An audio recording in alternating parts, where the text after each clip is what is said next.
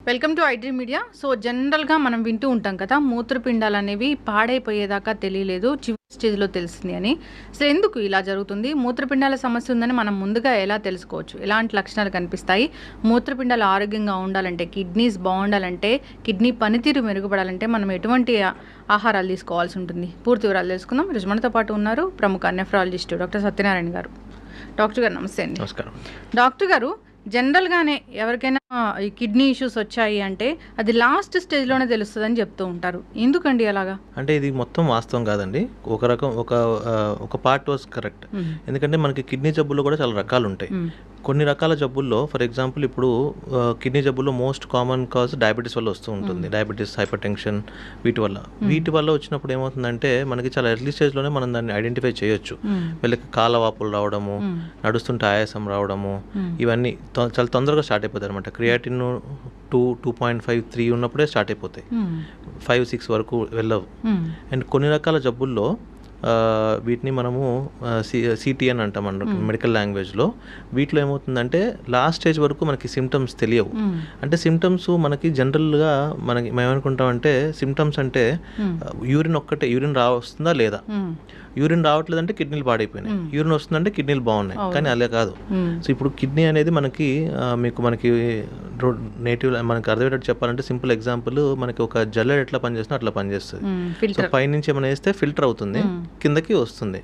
ఇప్పుడు కొన్ని రకాల కిడ్నీ జబ్బుల్లో జల్లెడ కంప్లీట్లీ బ్లాక్ అయిపోయింది అనుకోండి, పైనుంచి ఏమైనా వేస్తే కిందకి ఏం రాదు. ఇట్లాంటి వాళ్ళు సిమ్టమ్స్ చాలా తొందరగా వస్తాయి. లైక్ కాలవాపులు కానీ, ఆయాసం కానీ, ఇవన్నీ చాలా తొందరగా వస్తాయి. అలా కాకుండా ఇప్పుడు ఈ జల్లెడలో పెద్ద పెద్ద బొక్కలు ఉన్నాయనుకోండి, పైనుంచి వేస్తారు, కిందకు వస్తుంది కానీ ఫిల్టరేషన్ అవ్వదు. సో యూరిన్ వస్తుంది కానీ ఫిల్టరేషన్ అవ్వదు. అంటే యూరియా, క్రియాటిన్, వేస్ట్ ప్రొడక్ట్స్ ఏదైతే ఫిల్టర్ అయి వెళ్ళిపోవాలో అవి వెళ్ళవు. ఇట్లాంటి వాళ్ళు లాస్ట్ స్టేజ్ వరకు సిమ్టమ్స్ తెలియవు వాళ్ళకి. వాళ్ళకి చెప్పినప్పుడు వాళ్ళకి చాలా షాక్లోకి వెళ్ళిపోతారు అనమాట. అరే నాకు యూరిన్ వస్తుంది కదా, నాకు కిడ్నీ పని చేయట్లేదు అంటారేంటి అని. సో ఇట్లాంటి వాళ్ళకి యూరిన్ వస్తున్నా కూడా ఫిల్టరేషన్ అవ్వదు అనమాట. ఇట్లాంటి వాళ్ళకి లాస్ట్ స్టేజ్ వరకు క్రియాటిన్ 10, 12, 13 ఆ స్టేజ్లో వస్తారనమాట. సో వాళ్ళకి తెలియదు. But majority of the kidney డిసీజ్లో మనకి క్రియాటిన్ స్టార్టింగ్ స్టేజ్లో ఉన్నప్పుడు కూడా మనం ఐడెంటిఫై చేయొచ్చు. దీనికంటే బెస్ట్ థింగ్ ఏంటి అంటే, మనకి ఎవరైతే హై రిస్క్ పాపులేషన్ ఉంటారో, ఫర్ ఎగ్జాంపుల్ ఇప్పుడు మనకి కిడ్నీ జబ్బులు ఎవరిలో ఎక్కువ చూస్తాము, షుగర్ పేషెంట్స్కి, బీపీ ఉన్న పేషెంట్స్కి, లేదంటే family history of kidney disease, అంటే వంశపారంపర్యంగా కొన్ని కిడ్నీ జబ్బులు ఉంటాయి. ఫర్ ఎగ్జాంపుల్ సిస్ట్ల, ఏడీపీకేడి అంటాం, సిస్ట్లు ఉంటాయి కొంతమందికి జెనెటిక్గా స్టోన్స్ వస్తూ ఉంటాయి. ఇట్లాంటి వాళ్ళల్లో రెగ్యులర్గా చెకప్ చేసుకోవాలి. ఎంత ఫ్రీక్వెంట్గా అనేది మనకు కిడ్నీ కండిషన్ బట్టి ఉంటుంది అనమాట. ఫర్ ఎగ్జాంపుల్ మీకు ఓన్లీ షుగర్ ఉంది, బీపీ ఉంది, వేరే అంటే కిడ్నీ ఇంకా ఎఫెక్ట్ అవ్వలేదు, అట్లాంటి వాళ్ళు సంవత్సరానికి ఒకసారి urine test, creatine test, eye checkup, heart checkup చేసుకోమని చెప్తాం.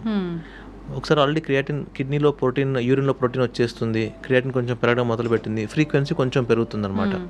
సో ఇట్లా కండిషన్ని బట్టి, స్టేజ్ని బట్టి ఫ్రీక్వెన్సీ అనేది మారుతూ ఉంటుంది. ఓకే. అయితే డాక్టర్ గారు, కిడ్నీలు మంచిగా పనిచేస్తున్నాయి అంటే యూరిన్ ఎన్నిసార్లు వస్తుంది వాళ్ళకి? అంటే అలా చెప్పడం కష్టం. ఇప్పుడు ఫర్ ఎగ్జాంపుల్ మనమే ఉన్నాం, మనం ఇప్పుడు ఏసీ రూమ్లో కూర్చొని ఉన్నాము, మనం రోజు మొత్తం ఎంత వాటర్ తాగుతాము? Hardly 1.5 litre. ఎందుకంటే మనకి అంతగా దాహం వేయదు, ఎందుకంటే మనకి టెంపరేచర్ కంట్రోల్డ్ కండిషన్లో ఉన్నాం కాబట్టి మనం 1.5-2 లీటర్స్ తాగేసరికి ఎక్కువైపోతుంది, మనకి ఫ్రీక్వెన్సీ కొంచెం తక్కువ ఉంటుంది. అలా కాదు, కొంతమంది బయట ఉంటారు, వాళ్ళు 3 లీటర్స్ 4 లీటర్స్ తాగుతారు, వాళ్ళకి ఫ్రీక్వెన్సీ ఎక్కువ ఉంటుంది. చలికాలంలో యూరిన్ ఫ్రీక్వెన్సీ పెరుగుతుంది, ఎండాకాలంలో తగ్గుతుంది. So it's all body mechanism. But generally మనం తీసుకునే ఇన్పుట్ని బట్టి అవుట్పుట్ ఉంటుంది, అంతేగాని ఖచ్చితంగా ఎన్నిసార్లు వెళ్ళాలి అనే ఉండదు. ఓకే. ఇప్పుడు యూరిన్లో ప్రోటీన్ లీక్ అవుతుంది, యూరిన్లో నురుగు వస్తుంది, అప్పుడు మనం తెలుసుకోవచ్చు అట్లా చెప్తుంటారు కదా, ర్యాండమ్ సిమ్టమ్స్, ఇట్లా నురుగ రావడము, కలరు, దీన్ని బట్టి కూడా మనము కిడ్నీల పనితీరు బాగాలేదని తెలుసుకోవచ్చా? సో బేసికలీ ఇప్పుడు 2 థింగ్స్, ఒకటి యూరిన్లో నురుగు వస్తుందా అని, 2 urine colour. Okay, so first colour గురించి మాట్లాడుకుందాము. యూరిన్ కలర్ని బట్టి మీ కిడ్నీ ఎట్లా పనిచేస్తుందో తెలుసుకోవచ్చు అంటే, to some extent it is we can find out. ఎట్లా, ఫర్ ఎగ్జాంపుల్ ఇప్పుడు మీరు నీళ్ళు బాగా తాగారనుకోండి, కిడ్నీ బాగా పనిచేస్తుంది అనుకోండి, యూరిన్ కలర్ ఎలా ఉంటుంది? మామూలుగా మనం వాటర్ తాగినప్పుడు వైట్ కలర్లో ఉంటుంది. కొంచెం తక్కువ తాగారు, నార్మల్గా తీసుకున్నారు, మరీ ఎక్కువ తీసుకోలేదు, అప్పుడు పేల్ ఎల్లోగా వస్తుంది. బాగా తక్కువ తీసుకున్నారు, అంటే డిహైడ్రేషన్ అయింది, వామిటింగ్స్ కానీ లూజ్ మోషన్స్ కానీ, అంటే ఎండలో తిరిగాము ఇట్లాంటప్పుడు ఎల్లో బాగా డిహైడ్రేట్ అయిపోయారు, అసలు వాటర్ తీసుకోలేదు, అప్పుడు డార్క్ ఎల్లో రెడ్ కలర్లో కూడా వస్తుంది అనమాట. సో మీకు వచ్చే యూరిన్ బట్టి మీరు ఈ కిడ్నీ మీ హైడ్రేషన్ స్టేటస్ చెప్పొచ్చు, కిడ్నీ బాగా పనిచేస్తుందో చెప్పొచ్చు. ఎట్లా పనిచేయచ్చు, ఇప్పుడు ఫర్ ఎగ్జాంపుల్ మీరు వాటర్ ఎక్కువ తీసుకోలేదు కానీ యూరిన్ కలర్ మారలేదు అంటే కిడ్నీ ఏం చేయాలి, ఇప్పుడు వాటర్ తక్కువ తీసుకున్నప్పుడు kidney should retain water. Kidney water retain చేసుకున్నప్పుడు యూరిన్ కలర్ డార్క్ బ్రౌన్ అట్లా వస్తుంది అనమాట. కానీ మీరు వాటర్ తీసుకున్నారు డిహైడ్రేషన్ స్టేట్లో కానీ కలర్ మారట్లేదు అంటే కిడ్నీకి కాన్సన్ట్రేషన్ చేసే కెపాసిటీ పోయిందని అర్థం, అంటే కిడ్నీ ఫంక్షన్ ఎఫెక్ట్ అయిందని అర్థం. రెండు నురగ, ఇప్పుడు నురగ అనేది వెరీ ట్రిక్కీ థింగ్, ఎందుకంటే యూరిన్లో నురగ వచ్చేంత ప్రోటీన్ ఉండాలి అంటే చాలా ఎక్కువ ప్రోటీన్ ఉండాలి. నార్మల్గా మనము 30 to 300 milligrams నార్మల్ అని చెప్తాం. మనకు నురగ రావాలంటే కనీసం 1 gram కంటే ఎక్కువ ఉండాలి. కానీ కిడ్నీ జబ్బు అంతకంటే ముందు కూడా స్టార్ట్ అయి ఉండొచ్చు. డయాబెటీస్ పేషెంట్స్లో 30 milligrams, 300 milligrams, 500 milligrams, 750 milligrams అలా కూడా స్టార్ట్ అవుతుంది. దాన్ని కూడా మనం దీని కింద తీసుకుంటాం, మనం జబ్బు కింద తీసుకుంటాం. సో నురగ వచ్చేంత వరకు వెయిట్ చేయకూడదు. సో రిస్క్ ఫ్యాక్టర్స్ ఉన్నవాళ్ళు, ఫ్యామిలీ హిస్టరీ ఉన్నవాళ్ళు ఖచ్చితంగా ఇయర్లీ ప్రివెంటివ్ చెకప్ చేసుకోవాలి. చేసుకుంటేనే మనం కిడ్నీని ఐడెంటిఫై చేయగలం. కిడ్నీ జబ్బులు అంటే ముందుగా ఐడెంటిఫై చేయగలం. వాటిని ఇప్పుడు ఎందుకు ఐడెంటిఫై చేయాలి అనేది నెక్స్ట్ క్వశ్చన్. మామూలుగా ఐడెంటిఫై చేస్తే ఇప్పుడు మనకి చాలా డ్రగ్స్ ఉన్నాయి, మెడిసిన్స్ చాలా వచ్చినాయి కొత్తవి, which will prevent the progression of the disease. అంటే ఇప్పుడు స్టార్టింగ్ స్టేజ్లో మనం దాన్ని ఐడెంటిఫై చేయగలిగితే దాన్ని ఆపగలిగే మెడిసిన్స్ ఇంతకుముందు హార్డ్లీ 1-2 ఉండేవి. ఇప్పుడు లాస్ట్ 6-7 yearsలో చాలా మెడిసిన్స్ వచ్చినాయి. So this huge development in prevention.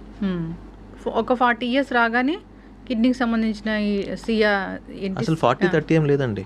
ఇప్పుడు అంటే ఇంకొకటి ఏంటంటే ఇప్పుడు లాస్ట్ 10 years నుంచి specially post covid we're seeing, last 10 years నుంచి అనుకోండి, పోస్ట్ కోవిడ్ కూడా ఎక్కువ ఉన్నాయి. అసలు 29 yearsకి 27 yearsకి డయాబెటీస్, 30 yearsకి హైపర్ టెన్షన్. అసలు ఎందుకు లాస్ట్ 10 yearsలో మోస్ట్లీ కోమార్బిడిటీస్ ఉంటే ఖచ్చితంగా టెస్ట్ చేసుకోవాలి. సో ఇప్పుడు ఇంతకుముందు షుగర్ అంటే 40 పైనే, చాలా తక్కువ చూసేవాళ్ళం, 40 కంటే తక్కువ. 40 కంటే తక్కువ ఉంటే టైప్ 1 డయాబెటీస్ అనుకునేవాళ్ళం అనమాట. అంత రేగా చూసేవాళ్ళం, ఎందుకంటే ఆహారపు అలవాట్లు, ఆ ఫిజికల్ యాక్టివిటీ కానీ అలా ఉన్నాయి.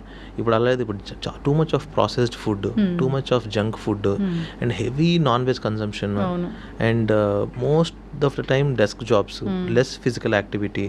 సో వీటి వల్ల చాలా యంగ్ పీపుల్ కూడా డయాబెటీస్ వచ్చేస్తుంది. ఇప్పుడు డయాబెటీస్ ఉంది డాక్టర్ గారు, అది కిడ్నీలను ఎలా పాడు చేస్తుంది?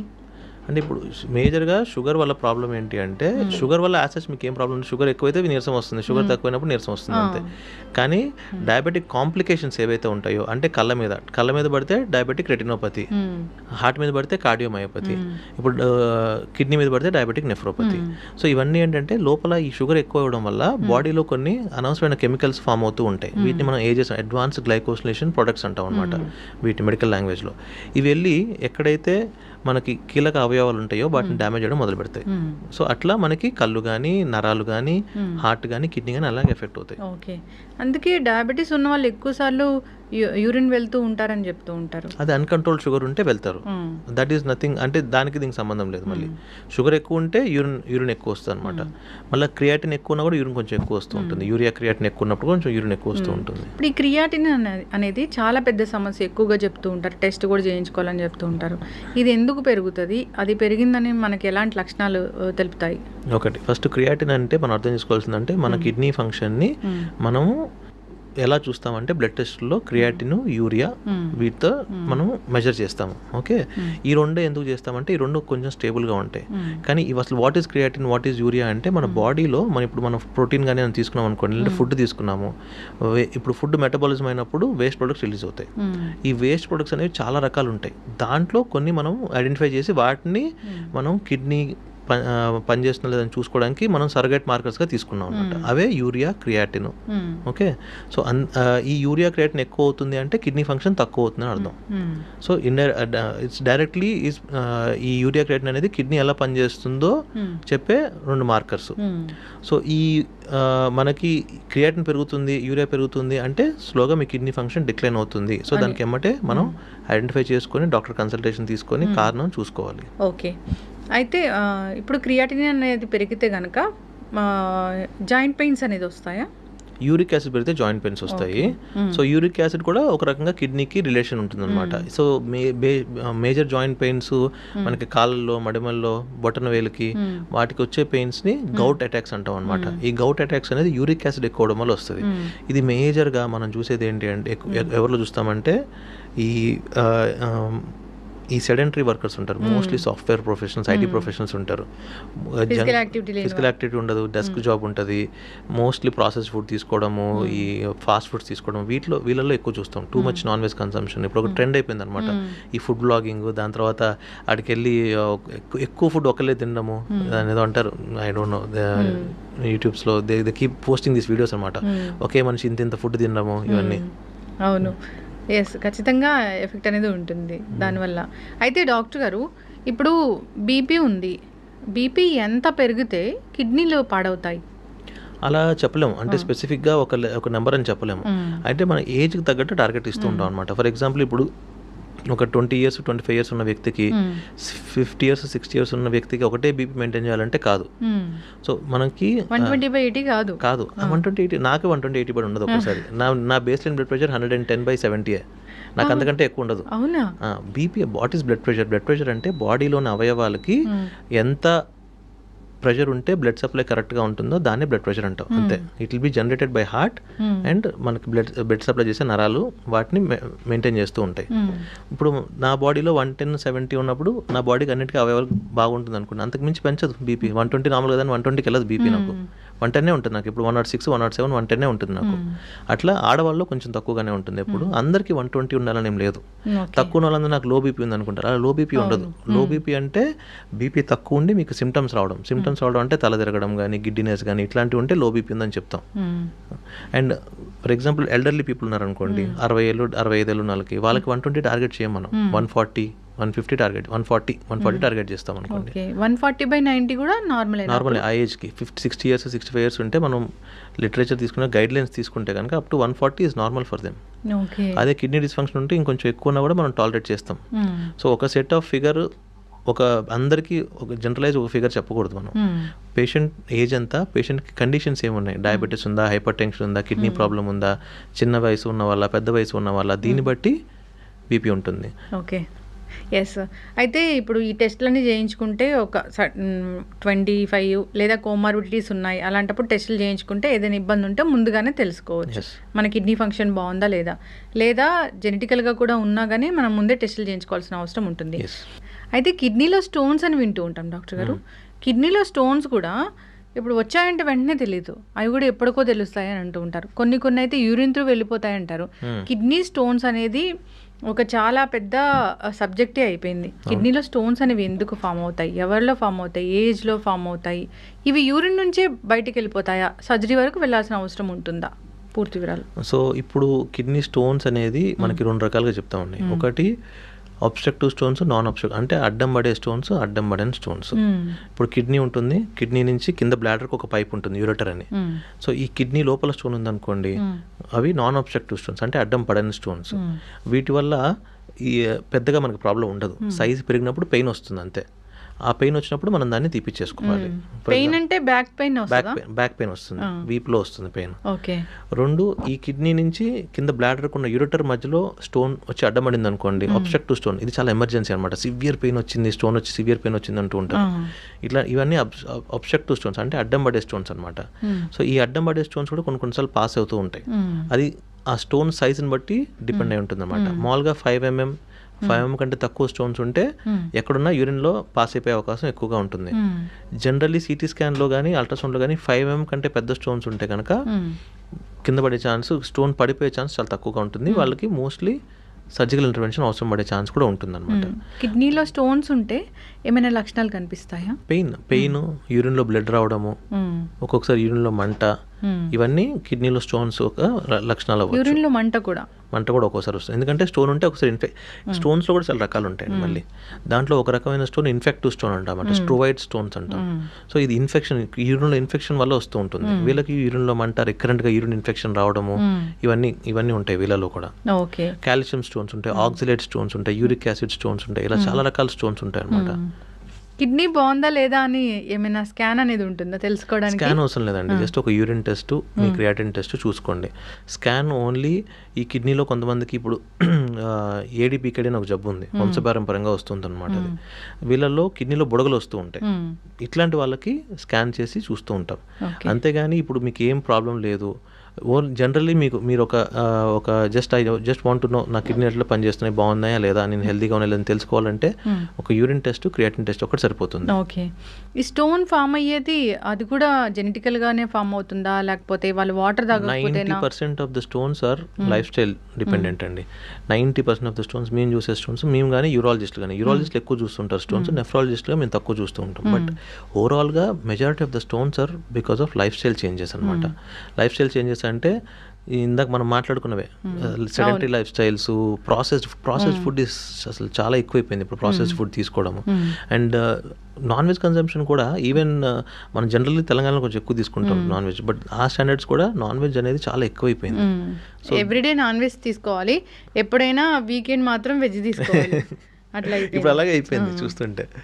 అండ్ ఈ అంటే మన సోషల్ మీడియాలో కూడా ఈ నెంబర్ ఆఫ్ ప్లేసెస్ ఎక్కువైపోవడము, ఈ ఫుడ్ బ్లాగింగ్ చేయడము, ఇక్కడ తినండి, అక్కడ తినండి, అది తినండి, ఇది తినండి అని చెప్పడము, సో ఇవన్నీ ఒక క్రేజ్ వచ్చేసింది అనమాట. సో అలా ఆ ఫుడ్ తీసుకోవడము, ఎక్సెస్ అవసరం లేకుండా నాన్ వెజ్ తీసుకోవడము, ప్రాసెస్డ్ ఫుడ్ అవసరం లేకుండా తీసుకోవడము, ప్లస్ దానికి తగ్గట్టు ఎక్సర్సైజ్ చేయకపోవడము, తగినంత వాటర్ తాగకపోవడము, సో మోస్ట్లీ ఇవే ఉంటాయి. తగినంత వాటర్ అంటే ఇప్పుడు ఫర్ ఎగ్జాంపుల్ మీరు నాన్ వెజ్ ఎక్కువ తీసుకుంటున్నారు, సాల్ట్ ఎక్కువ తీసుకుంటున్నారు, సాల్ట్ ఉన్న ఫుడ్స్, ఫ్రెంచ్ ఫ్రైస్ అను, బర్గర్స్ అను, ఇవన్నీ ఏంటి ప్రాసెస్డ్ ఫుడ్, ఈ ప్రిజర్వేటివ్స్లో సాల్ట్ ఎక్కువ ఉంటుంది కదా.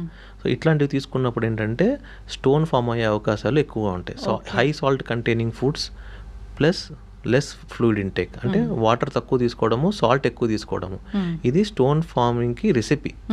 స్టోన్ కిడ్నీలో ఫామ్ అవ్వాలంటే సాల్ట్ కంటెంట్ ఎక్కువ ఉండాలి, వాటర్ కంటెంట్ తక్కువ ఉండాలి.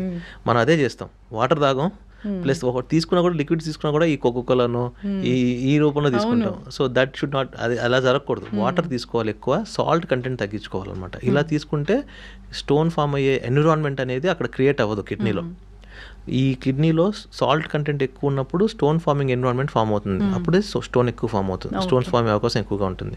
కానీ ఒక 10-20% ఆఫ్ ద పేషెంట్స్లో జెనెటిక్ కండిషన్స్ వల్ల కూడా మనకి స్టోన్ ఫామ్ అవుతూ ఉంటుంది, దాంట్లో వాళ్ళ తప్పే ఉండదు. ఓకే. ఇప్పుడు స్టోన్ యూరిన్ నుంచి దానంతరగా అదే వెళ్ళిపోతుంది కదా, అది సైజుని బట్టి డిపెండ్.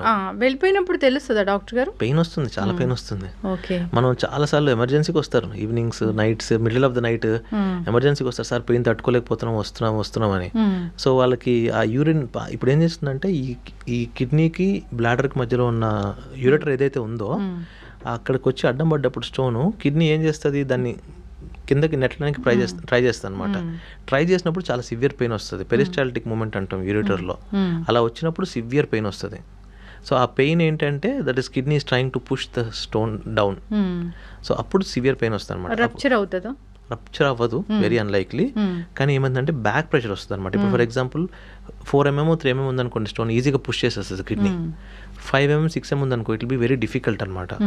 ఒక్కోసారి ఈ పైన కిడ్నీ నుంచి కింద బ్లాడర్ వరకు వచ్చి ఆగిపోద్ది అనమాట, టిప్లో ఉంటుంది అనమాట, అక్కడ నుంచి ఇంకా కదలదు. సో అట్లాంటప్పుడు ఏమవుతుందంటే యూరిన్ ఫామ్ అవుతుంది కదా మనకి పైన, అదేంటంటే బ్యాక్ ప్రెషర్ క్రియేట్ చేస్తుంది కిడ్నీలో స్వెల్లింగ్ వస్తుంది, హైడ్రోనెఫ్రోసిస్ అంటాం. ఆ స్వెల్లింగ్ వచ్చినప్పుడు మాత్రం it will become an emergency, we have to go and do a surgery and then remove the stone.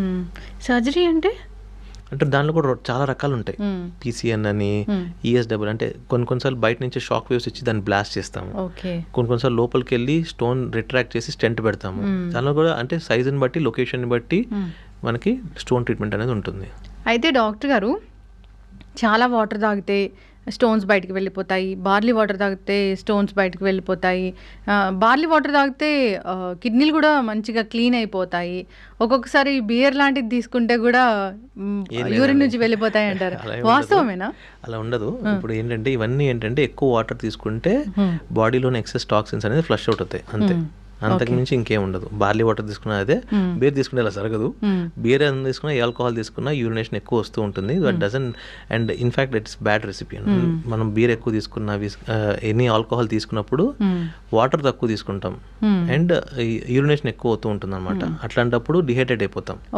So dehydrate అవ్వకుండా చూసుకోవాలి మనం మందు అయినప్పుడు. కానీ ఎప్పుడైనా లిక్విడ్స్ మనం అదే పనిగా లిక్విడ్స్ తాగాలి అని ఒకటి పెట్టుకొని తీసుకుంటూ ఉండాలి, లేకపోతే డిహైడ్రేట్ అయిపోతాం. ఆన్ ది అదర్ హ్యాండ్ ఎక్కువ వాటర్ తీసుకున్నప్పుడు బాడీలో టాక్సిన్స్ ఫ్లష్ అవుతాయి. కానీ ఎంత వాటర్ తీసుకోవాలనేది they should be limit for anything. కొంతమంది నా దగ్గర 8 లీటర్స్ కొంతమంది 8 లీటర్స్ తీసుకుంటాను సార్, నేను 10 లీటర్స్ తీసుకుంటాను సార్ అని వస్తూ ఉంటాను అనమాట. అలా కూడా తీసుకోకూడదు. ఎందుకంటే ఎక్సెస్ వాటర్ తీసుకుంటే ఏమవుతుందంటే బాడీలోని లవణాలు, సోడియం, పొటాషియం ఇవన్నీ డౌన్ అయిపోతాయి. In fact we have 2 days back ఒక అడ్మిషన్ అయింది మాకు ఎమర్జెన్సీ నుంచి. ఆయన 8 లీటర్స్ 10 లీటర్స్ వాటర్ తీసుకుంటారు రోజు. సడన్ గా సోడియం లెవెల్స్ 105, 106 కి డ్రాప్ అయిపోయి కొమటోస్ స్టేట్ లో వచ్చారు. ఎక్కువ నీళ్ళు తాగడం కూడా ప్రమాదం అయితే. ఎక్కువ నీళ్ళు తీసుకున్నా కూడా ఒక్కొక్కసారి మనకి ఈ సోడియం అనేది డౌన్ అయిపోతుంది, పొటాషియం డౌన్ అయిపోవడం అనేది జరుగుతూ ఉంటాయి అనమాట. అలా తీసుకోకూడదు. కిడ్నీ ప్రాబ్లం ఉన్న వాళ్ళు ఎక్కువ నీళ్ళు, అసలు నీళ్ళే క్వాంటిటీ ఇలా ఎంత తీసుకోవాలి అని ఉంటుందంట కదా. అంటే ఫ్లూయిడ్ రెస్ట్రిక్షన్ ఉంటుంది. కిడ్నీ సమస్య ఉన్న వాళ్ళకి ఏంటంటే వాళ్ళ స్టేజ్ని బట్టి, క్రియాటిన్ బట్టి వాళ్ళకి ఇంతకంటే ఎక్కువ వాటర్ తీసుకోకూడదని చెప్తాం. ఎందుకంటే ఆ ఫిల్టరేషన్ కెపాసిటీ అనేది పోతుంది కిడ్నీకి. అప్పుడు ఏమవుతుందంటే ఈ ఎక్సెస్ వాటర్ అనేది మనకి వాపుల రూపంలో కనిపిస్తుంటుంది అనమాట. కాళ్ళలో వాపులు రావడము, ఆ తర్వాత లంగ్స్లోకి వాటర్ రావడము, ఆయాసం రావడం, ఫ్లాట్గా పడుకోలేకపోవడము. సో ఇవన్నీ ఏంటంటే excess water, kidney patients excess water తీసుకుంటే వచ్చే ప్రాబ్లమ్స్. డాక్టర్ గారు మీరు చెప్తూ ఉన్నారు కాళ్ళల్లో వాపులు కనిపిస్తాయని. అంటే ఏం జరుగుతుందండి అసలు ఫంక్షన్? ఏది ఎక్సెస్ వాటర్ అంటే ఇప్పుడు ఎక్సెస్ వాటర్ బాడీలోనే ఎక్సెస్ వాటర్ ఉంటుంది కదా. ఎక్సెస్ వాటర్ ఏంటంటే ఈ ప్రెషర్ తట్టుకోలేక లోపల బయటకు వచ్చేస్తాయి. అవి same thing will happen in the lungs. First water కాళ్ళలో స్టార్ట్ అయినప్పుడు లంగ్స్ లో కూడా వస్తుంది అనమాట. అప్పుడు లంగ్స్ ఎక్స్పాండ్ అవ్వడానికి ఉండదు. సో వీళ్ళకి ఆయాసం రావడము, ఫ్లాట్ గా పడుకోలేకపోవడము, ఇవన్నీ ఎక్సెస్ వాటర్ తీసుకోవడం వల్ల దీన్ని మనం ఇప్పుడు లంగ్స్ లో ఉంటే పల్మనరీ ఎడిమా అంటాము, కాళ్ళలో ఉంటే పీడల్ ఎడిమా అంటాం అట్లా. సో ఇవన్నీ ఏంటంటే ఎక్సెస్ వాటర్ కిడ్నీ ఫంక్షన్ సరిగ్గా లేనప్పుడు ఆ వాటర్ అనేది మనం కిడ్నీ బయటికి పంపించలేదు. అప్పుడు ఆ బాడీలో ఎక్కడ డిసిపేట్ అవ్వాలి అక్కడ డిసిపేట్ అవుతూ ఉంటుంది అనమాట. ఎక్కడ ఫ్రీ స్పేస్ ఉంటే అక్కడ ఫ్రీ స్పేస్ వెళ్ళిపోతూ ఉంటుంది. బీపీ ఎక్కువగా ఉన్న వాళ్ళలో కూడా అన్కంట్రోల్ బీపీ ఉంటే కాళ్ళు వాపులు వస్తాయి అన్నప్పుడు వాళ్ళకు కూడా కిడ్నీ చెకప్ అనేది చేస్తూ ఉంటారు. చేయాలండి. కాళ్ళ వాపులు వస్తున్నాయంటే ఖచ్చితంగా ఒకసారి కిడ్నీ చెకప్ చేసుకోవడము, యూరిన్ టెస్ట్ చేసుకోవడము, యూరిన్ లో ప్రోటీన్ లీక్ అవుతుందా, కిడ్నీ ఫంక్షన్ బాగుందా లేదా, లేదంటే కాళ్ళ వాపులకు వేరే కారణాలు కూడా ఉంటాయి. ఇప్పుడు లివర్ ప్రాబ్లం ఉన్నా కూడా కొన్నిసార్లు కాళ్ళ వాపులు వస్తూ ఉంటుంది, హార్ట్ ప్రాబ్లం కూడా కాళ్ళ వాపులు వస్తూ ఉంటాయి. ఇవన్నీ రెగ్యులర్ అంటే అప్పుడు జనరల్ హెల్త్ చెకప్ చేసుకోవాలి మనం. చేసుకుంటే ఏదైనా ఇష్యూ ఉంటే బయటపడుతూ ఉంటుంది. బట్ కిడ్నీ పరంగా అయితే ఒక యూరిన్ టెస్ట్, క్రియాటిన్ అవన్నీ చేసుకుని దీంట్లో ఏమైనా ప్రాబ్లం ఉంటే ఫర్దర్గా టెస్టులు చేసుకోవచ్చు. ఓకే. అయితే డాక్టర్ గారు ఇప్పుడు కిడ్నీ పనితీరు బాగానే ఉంది, అంతా బాగానే ఉంది, కొన్నాళ్ళకి డయాలసిస్ చేయాలని చెప్తారు అని చెప్తూ ఉంటారు. అంటే డయాలసిస్ స్టేజ్ వరకు మనకి ఎందుకు లక్షణాలు తెలియవు? తెలుస్తాయండి, చాలా మందిలో తెలుస్తాయి. ఇప్పుడు మనకి ఒక 100 మంది కిడ్నీ పేషెంట్స్ ఉంటే దాంట్లో 40-50% మందికి మనం ముందే ఐడెంటిఫై చేసి వాళ్ళకి మెడికేషన్ మీద పెట్టి ఆ డిసీజ్ ప్రోగ్రెషన్ ఏదైతే ఉంటుందో దాన్ని స్లో చేయగలం. కానీ కొంతమంది ఏంటంటే చెకప్ చేయించుకోరు, వాళ్ళు లాస్ట్ స్టేజ్లో డయాలసిస్ స్టేజ్లో మన దగ్గరకు వస్తారనమాట. అట్లాంటి వాళ్ళకి మనం చేయగలిగింది ఏం లేదు. ఓకే. డయాలసిస్ చేయడం అంటే అసలు ఆ ప్రాసెస్ మొత్తం ఎలా ఉంటుంది? అంటే ఇప్పుడు మన kidney dialysis nothing but kidney చేసే పనిని మనం బయట ఆర్టిఫిషియల్గా చేస్తున్నాం అంతే, అంతకుమించి ఏం లేదు. సేమ్ థింగ్ కిడ్నీ ఏ పని చేస్తుందో ఆ పనిని మనం బయట నుంచి చేస్తాం అనమాట. కాకపోతే మన కిడ్నీ అనేది 24/7 పనిచేస్తూనే ఉంటుంది. డయాలసిస్ అనేది అంత మిషన్కి మనం కనెక్ట్ చేసి పెట్టలేం కదా. దానికోసం ఏం చేస్తామంటే వారానికి 3 సార్లు, వారానికి 2 సార్లు అలా పిలుస్తూ ఉంటాం అనమాట. పిలిచి ఆ 4 hours ఒక డయాలసిస్ సెషన్ చేసి మళ్ళీ పంపిస్తాం అనమాట. ఈ 4 hours ఈ బాడీలోని డయాలసిస్ చేసినప్పుడు యూరియా క్రియాటిన్ తగ్గడము, యాసిడ్ లెవెల్స్ పెరుగుతాయి అవి తగ్గడము, ఈ potassium levels, sodium levels stabilize అవ్వడము, ఎక్సెస్ వాటర్ తీయడము, ఇవన్నీ చేస్తూ ఉంటాం. ఓకే. ఎక్సెస్ వాటర్ తీయడం అంటే బాడీలో ఉన్న బ్లడ్ లో ఉన్న ఎక్సెస్ వాటర్ మనం డయాలసిస్ నుంచి తీసేస్తాం అనమాట. ఓకే. అందుకే ముఖం ఉబ్బుగా, కాళ్ళ వాపులు, ముఖం వాపు రావడం ఇవన్నీ ఏంటంటే ఎక్సెస్ వాటర్ ఉండడం వల్ల. మనం డయాలసిస్ చేసి వాటర్ తీసేస్తే అన్ని తగ్గుతాయి చిన్నగా. ఎప్పుడు కూడా చెప్తూ ఉంటారు కళ్ళ చుట్టూ ఉబ్బులు కనిపిస్తూ ఉంటే కిడ్నీ ప్రాబ్లం ఉందేమో చెక్ చేయించుకోండి అని. ఎస్, అలా వాటర్ అంతా అక్కడ స్టోర్ అయిపోతుంది. ఎస్. అయితే ఎక్కువగా కిడ్నీలు పాడు చేసే వాటిలో మనం ఎక్కువగా తీసుకునే నీళ్ళు ఒకటి, ఉప్పు ఎక్కువగా తీసుకోవడం, తక్కువ నీళ్ళు తీసుకోవడం, ఇలాంటివి కూడా మన కిడ్నీలు పాడు చేయడానికి మన లైఫ్ స్టైల్ ఇవన్నీ కూడా కారణాలు అవుతాయి. అయితే మరి కిడ్నీ ట్రాన్స్ప్లాంట్ వరకు ఎప్పుడు వెళ్తారు? అంటే ఇప్పుడు ఒక్కసారి ఈ కిడ్నీ డిసీజ్ ఏదైతే పెరిగి చివరి లాస్ట్ స్టేజ్ డయాలసిస్ స్టేజ్ వచ్చినప్పుడు ఈ డయాలసిస్ అనేది మనకి ఇంతకుముందు చాలా బెటర్గా ఉంది. కానీ ఏంటంటే మనిషికి ఇప్పుడు ఒక మనిషి వారానికి 3 సార్లు డయాలసిస్ చేసుకోవాలనుకోండి, వారానికి 3 రోజులు మనకు హాస్పిటల్కి రావాలి. వచ్చి 4 అవర్స్ డయాలసిస్ చేయించుకొని ఇంటికి వెళ్ళి డయాలసిస్ అయిపోతే ఎంతో కొంత నీరసంగా ఉంటారు, ఆ రోజు అంతా పోతుంది. అంటే వారానికి 3 రోజులు ప్రొడక్టివ్ డేస్ పోతాయి. సో ప్లస్ చాలా మంది మనకి మనం డయాలసిస్ యూనిట్లో చూసుకుంటే కనుక మనకి 6 years పిల్లాడి దగ్గర నుంచి 65 years ముసలి వరకు డయాలసిస్ చేయించుకుంటూ ఉంటారు. మెజారిటీ ప్రాబ్లం ఎక్కడ వస్తుందంటే మనకి ఫ్యామిలీలో బ్రెడ్ విన్నర్స్ ఎవరైతే ఉంటారో, ఫర్ ఎగ్జాంపుల్ ఎల్డర్ మంచిగా జాబ్ చేసుకొని ఫ్యామిలీకి తనే ఆధారం అనుకున్న మనిషికి సడన్గా కిడ్నీలు పాడైపోయినా డయాలసిస్ చేయాలి అంటే హిల్ గెట్ డిప్రెస్డ్. చిన్న పిల్లల్లో కూడా కిడ్నీ ప్రాబ్లమ్స్ వస్తాయి. ఓకే. సో ఇలాంటి వాళ్ళకి ఏంటంటే వారానికి 3 సార్లు డయాలసిస్ చేయించుకోలేరు, ప్లస్ క్వాలిటీ ఆఫ్ లైఫ్ అనేది కొంచెం ఇబ్బందిగా ఉంటుంది. కాబట్టి వీళ్ళకి ట్రాన్స్ప్లాంట్ ఆఫర్ చేస్తాం మనం. సో ట్రాన్స్ప్లాంట్లో ఏమవుతుందంటే ఈ కిడ్నీ పెట్టిన తర్వాత ఈ కొత్త కిడ్నీ ఫంక్షన్ చేయడం మొదలుపెట్టినప్పుడు you can go back to your normal life. 100% normal అని చెప్పలేము, ఎంతో కొంత రెస్ట్రిక్షన్స్ ఉంటూనే ఉంటాయి. మాస్క్ పెట్టుకోవడము, క్రౌడెడ్ ప్లేస్కి వెళ్ళకుండా ఉండడము, కొంచెం అన్హైజీనిక్గా ఉండకపోవడం, ఇవన్నీ ఏంటంటే ఇన్ఫెక్షన్స్ ఎక్కువ ఛాన్స్ ఉంటాయి ట్రాన్స్ప్లాంట్ పేషెంట్స్కి. 2 కిడ్నీలు పాడైపోతేనే కిడ్నీ ట్రాన్స్ప్లాంట్కి వెళ్తారు కదా. ఒక కిడ్నీలు పాడైపోవడం అంటే 2 పాడైపోవడం. ఒక కిడ్నీ పాడైపోతే ఏం మీకు సింటమ్స్ తెలియవు. మీకు 2 కిడ్నీలు ఉండి ఒక కిడ్నీ 100% పాడైపోయినా ఇంకో కిడ్నీ బాగుంటే మీకు సింటమ్స్ తెలియవు, క్రియాటిన్ పెరగదు, అన్ని కంట్రోల్లోనే ఉంటాయి. It will try to compensate.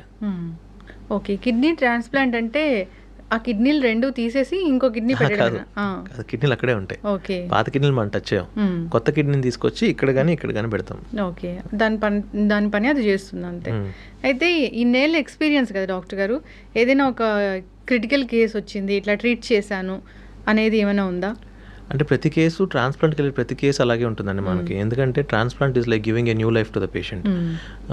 For example ఇప్పుడు మేము ఒక 1-2 weeks బ్యాక్ ఒక చిన్న బాబుకి 16 years బాబుకి, స్కూల్ గోయింగ్ బాబు, బాగా నీరసపడిపోయాడు, ఏం లేదు, ఏం టెస్టులు చేయించలేదు కానీ బట్ నీరసం అవుతున్నాడు తినట్లేదేమో అన్న ఉద్దేశంలో వాళ్ళ పేరెంట్స్ ఉన్నారు.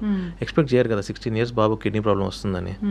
సో ఒకరోజు బాగా నీరసం అయిపోయి అసలు లేగలేని పరిస్థితిలో తీసుకొస్తే క్రియాటిన్ చూస్తే 12, డయాలసిస్ స్టేజ్కి వెళ్ళిపోయాడు, కిడ్నీలు 2 చిన్నగా అయిపోయినాయి, పాడైపోయినాయి. సో వాళ్ళ మదర్ ముందుకు వచ్చారు కిడ్నీ ట్రాన్స్ప్లాంటేషన్కి. సో ఈ ట్రాన్స్ప్లాంట్ అయిన తర్వాత is going back to school.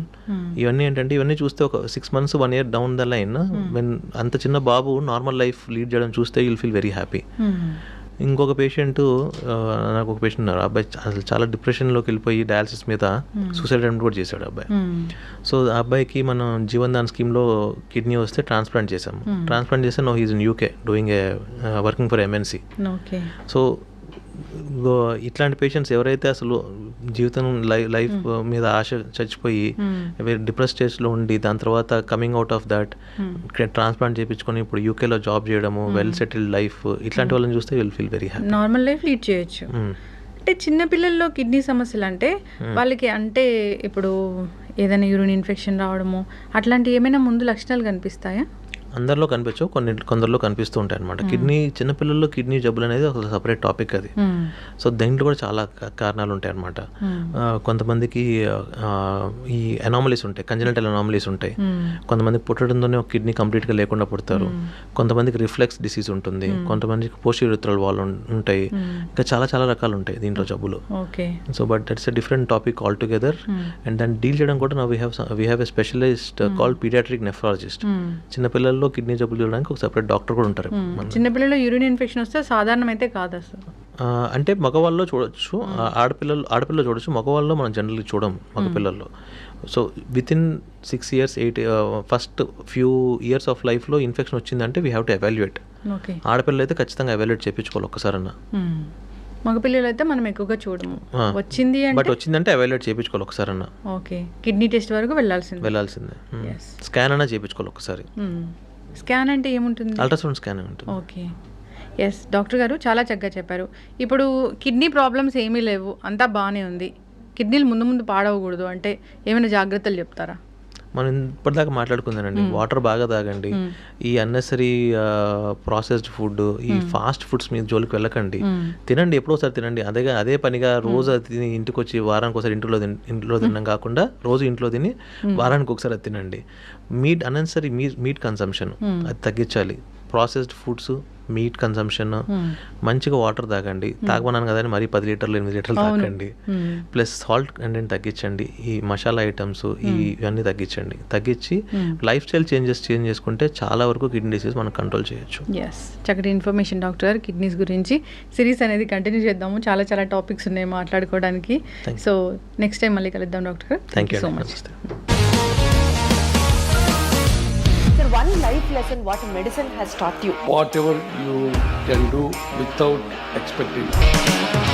But I really believe మన పాజిటివ్ యాటిట్యూడ్ ఉంటేనే మనం ఏదైనా సాధించగలం. గట్ని మనం కరెక్ట్గా డీల్ చేసినట్లయితే అది మనకి పాజిటివ్ హార్మోన్స్ని రిలీజ్ చేస్తుంది. షుగర్ వచ్చిన వాళ్ళ పరిస్థితి ఏంటి? పొట్ట దగ్గర పెరిగితే దాన్ని ఆండ్రాయిడ్ అంటారు, ఆండ్రాయిడ్ ఫోన్ కదా. అసలు థాట్స్ ఎందుకు వస్తాయి? బ్రెయిన్ డెడ్ అంటే దానికి ప్రపంచం అంతా కూడా కొన్ని నిర్దిష్టమైనటువంటి లక్షణాలు ఉంటాయి. మానసికంగా ధైర్యంగా ఉంటే క్యాన్సర్ జయించవచ్చు. You are a doctor for a cause sir, అంతే. వాళ్ళకి వచ్చిన ఆదాయం కాకుండా ఫ్రీ సర్వీస్ ఎంతమందికో చేస్తుంది.